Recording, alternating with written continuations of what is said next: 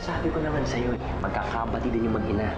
Umaarte lang si Cecilia. Para kay Carlos Miguel. Pwede bang huwag kayo maglalasing dito? Gumagawa kayo ng skandalo? Mabuti pa, umalis na lang ako dito. Mabuti pa. Miss ko na po kasi yung inay Mariana ko eh. Gusto ko po sana siyang makita. Ngayon lang ako susuway kay Gilbert. Makikita ko na ulit ang inay. Babalik na kami sa probinsya. Dahil ba ito sa pag-aaway niya ni Cecilia? Sabihin mo lang sige, Carlos Miguel, kung ano ginagawa ni Cecilia sa'yo. Napahirapan mo raw si Nay Mariana. Hindi ko alam kung bakit ginagawa sa akin ni inay to. Ako nang kakausap sa kanila. Nay? Esme? Huwag na po kayong umalis. Pinapatawad mo na ba ako talaga? Opo, Nay. Hindi ko naman kayo matitiis eh.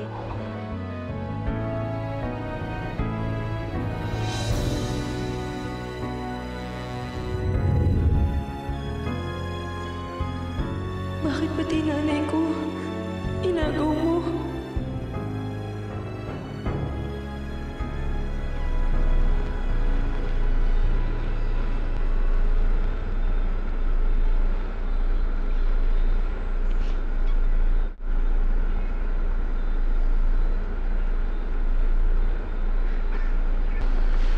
Carlos Miguel?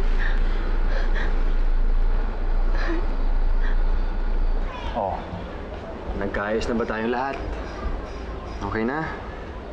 O yan, ibalik niyo yung bag niyo sa loob. Kumain na lang tayo. Tandoy, okay lang. Tara. Gutom na ako eh. O tara, yan. Nay Mariana. Esme. Ay, Gidita. Hindi ko na po kaya. Umalis na po tayo. Badong, umalis na tayo.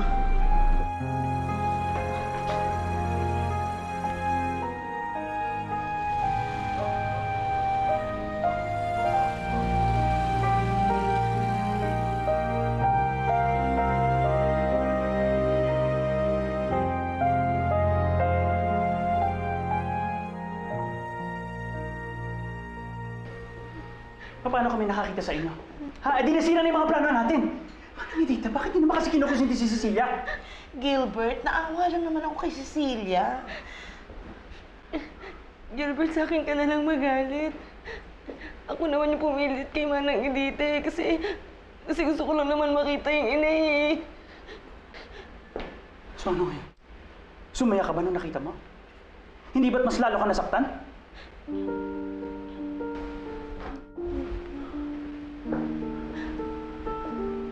Cecilia naman. Hindi ka ba nag-iisip? Sorry na. Sorry na. Cecilia. Para sa'yo rin naman ang ginagawang paghihigpit eh. Mababawi mo rin ang mga inagaw sa'yo. Sa tamang panahon. At sa tamang paraan.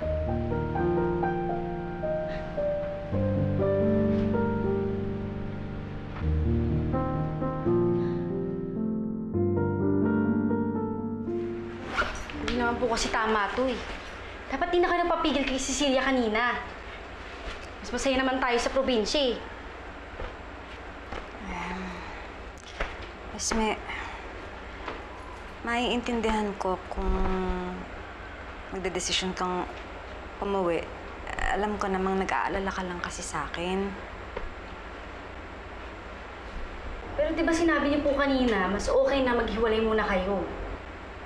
Pero narinig mo naman yung sinabi ni Cecilia, di ba? Pinatawad niya ako. Siya naman na may gusto na dumito tayo. Sorry na Mariana, pero wa-effect na sa akin yung mga drama ni Cecilia ngayon. Esme, hindi naman ako tanga. Alam ko namang pwede pa uling magbago si Cecilia. Yun, kakayanin ko kasi ako nanay niya. Kaya hayaan niyo siyang tatuhin niya kayo ng ganyan. Oo. Matagal na panahon na tiniis ako ni Cecilia, di ba? Kaya, kailangan, hindi ako sumuko sa kanya ngayon.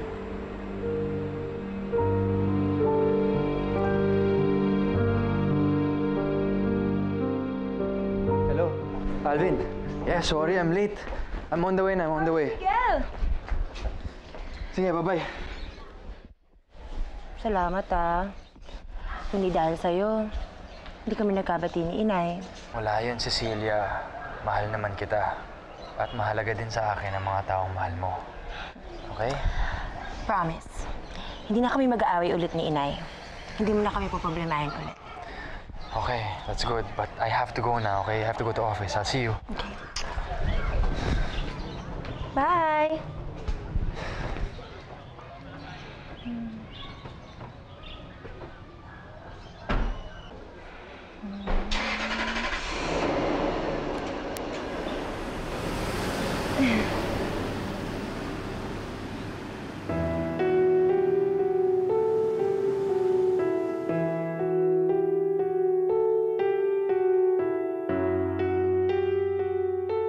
Ate Consuelo, I have to see you. Nasusuka na ako maging Cecilia Fulgencio. At nababaliw na ako sa katsipang drama ni Mariana. Olga! Paano ka napunta rito? Ay naku ate, wala ka pa rin mambilib sa akin? Akala nila nasa spa ko. Nag-taxi na naman ako papunta dito. Then why are you here? Ate Consuelo, they're giving me a headache. Mariana, the alcoholic woman, walk out ang drama. And that cheap girl Esme, saksakan ng daldal. Pinagmumukha nila akong kontrabida sa harap ni Carlos Miguel. Di ba ang sabi ko sa'yo, papakisamahan mo sila ng mabuti? Ate, I'm trying very hard. Ayoko na. Napapagod na ako. Ayoko na talaga. Okay. I have an idea. Make sure it's a good one. Frame up. Anong frame up? Oras na para mawala ang mga alahas ni Doña Victoria.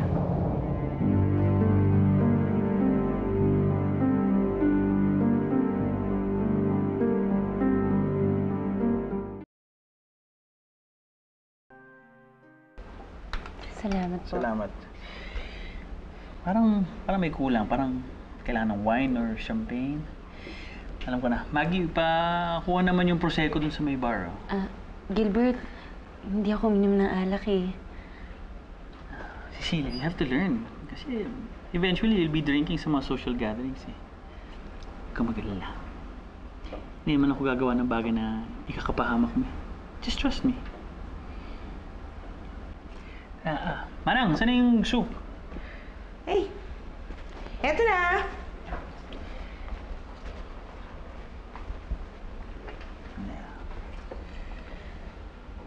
Ako na, anak. Sige po.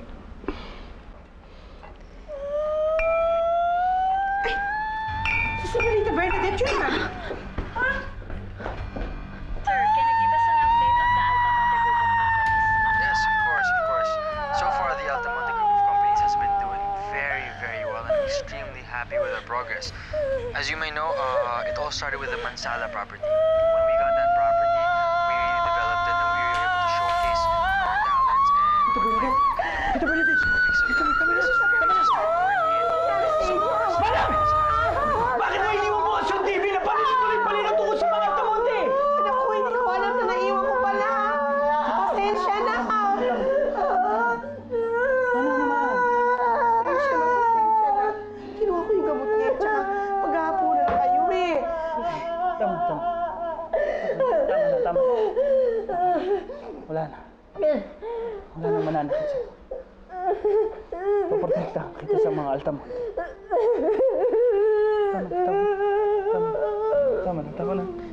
Tama na. Please. Tama na.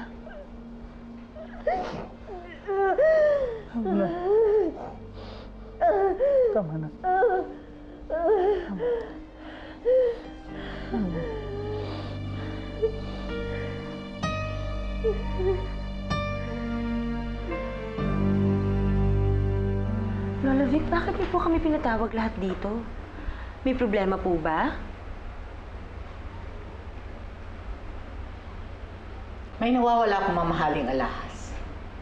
At malakas ang kutob ng loob ko na narito sa loob ng bahay ang nagnakaw nun.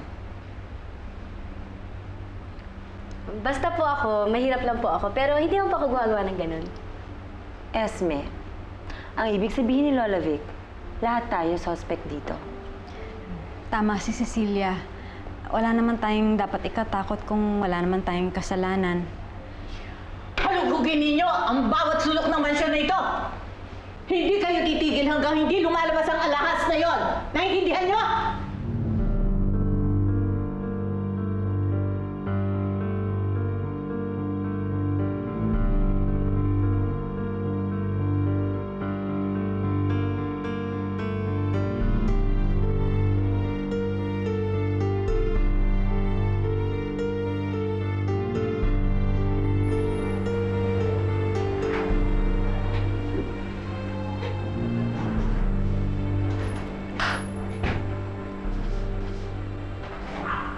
Senyora, wala naman po dito.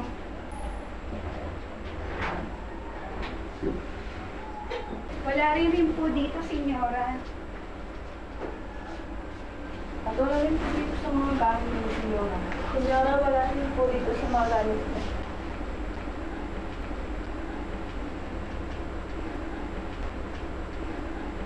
Doña Victoria, yun lang naman po yung gamit namin dito. May tiwala naman ako sa inyo, Mariana. Pasensya ka na sa abala. Walang anuman po yun. Gusto naman namin makatulong sa inyo. Ay! Ano ba yan? Ano ba? Ay, sorry mga maduduming gamit po yan ni nanay.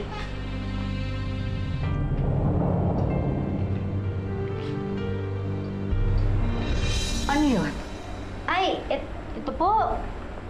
Ay, parang alahas po siya. Necklace po. Parang... Ay, ito po ata yung nawawala ninyong alahas. Mariana?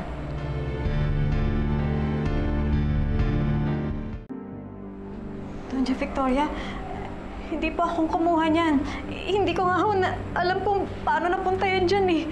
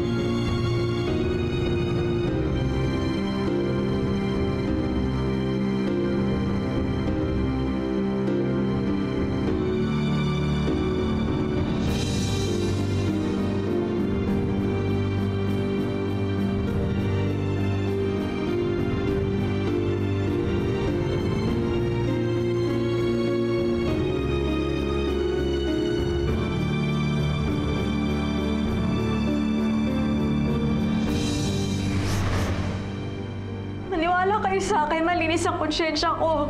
Hindi po ako magnanakaw.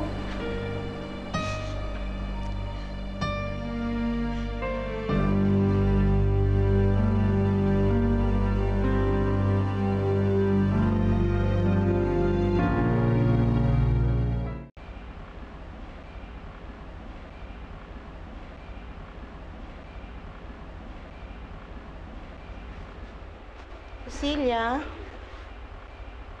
Halika, mag-coffee muna tayo. Parang napakalalim ng iniisip mo, ha? Naawalan po kay Tita Bernadette. Buti na nandyan si Gilbert, no? May nag-aalaga sa kanya. Mahal na mahal talaga ni Gilbert ang Tita Bernadette niya. Kasi nung mamatay ang kanyang mga magulang, talagang lumaki siya kay Senyorita Bernadette. Kaya pala gano'n na lang kaapektado si Gilbert sa tita niya.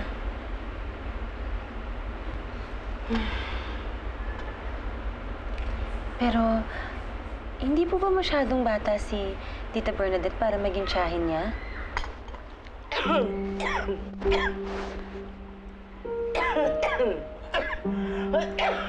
Mana Erida, okay lang po ba kayo? Okay lang. Okay lang. Alam mo kasi, si Senyorita Bernadette ang pinaka-bunso sa magkakapatid.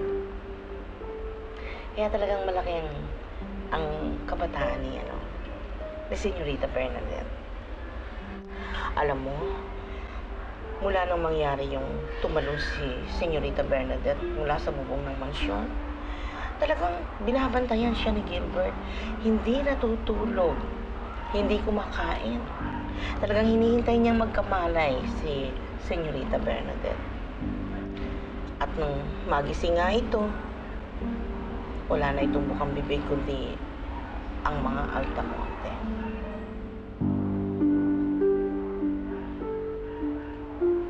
Kaya pala gano'n na lang ang galit ni Gilbert sa kanila. Wala talagang puso ang mga Altamonte.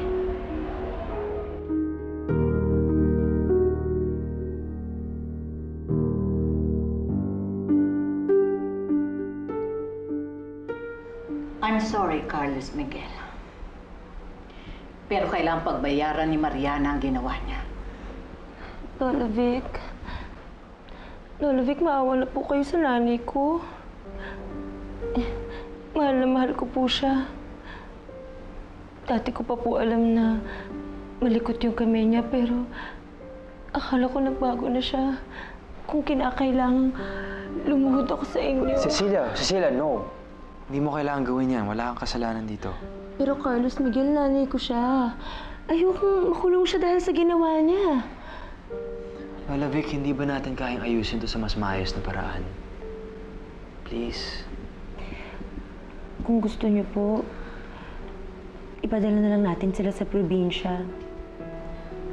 Kahit na masakit sa akin, basta alam ko lang naligtas sila.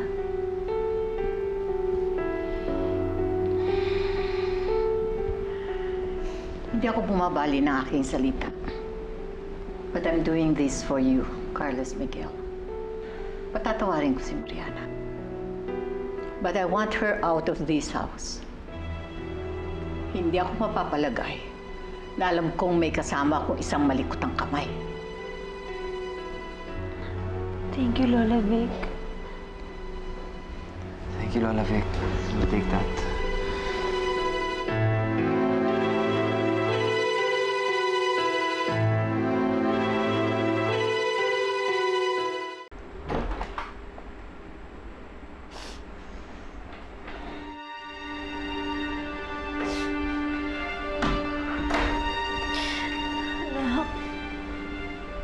Maniwala ka sa akin, wala akong kasalanan.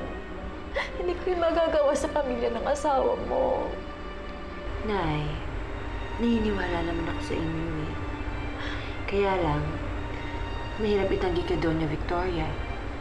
Galit na galit siya sa inyo. Eh, wala naman akong pakialam sa sasabihin ng iba eh. Tama na sa akin, anak, na ikaw ay naniniwala sa akin. Naniniwala naman ako sa inyo, Nay. Pinagtatanggol ko nga kayo eh. Sa katunayan yan, ang gusto nila, ipakulong kayo. Pero hindi ako pumayag. Salamat. Pero may kasunduan kami ni Lola Vic. Iuurong niya yung demanda kung aalis kayo dito at babalik kayo ng probinsya.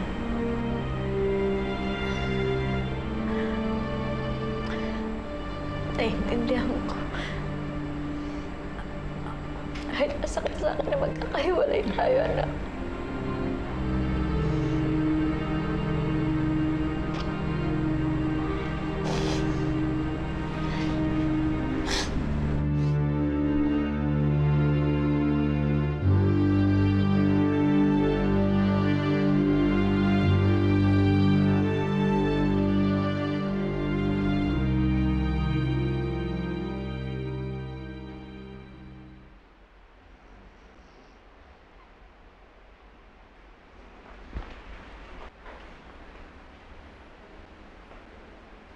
Gilbert, Ano yan, Cecilia? gusto ko lang malaman mo na naiintindihan ko na. Maliwanag na sa akin kung bakit kailangan natin magiganti. Because they deserve it. Pareho nila tayong pinagmalupitan ng mga Altamonte. Pati yung mga mahal natin sa buhay, dinamay nila. Kaya ngayon buo na ang loob ko, Gilbert. May ikipagtulungan ako sa'yo.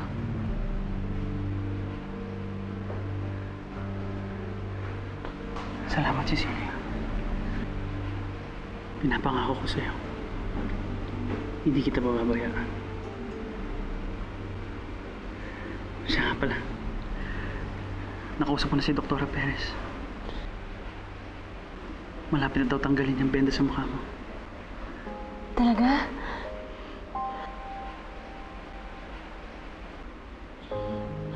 Gilbert, paano kung may sira pa rin yung mukha ko? Cecilia, nagtitiwala ka na sa akin, di ba? Mark my words. Everything will be okay.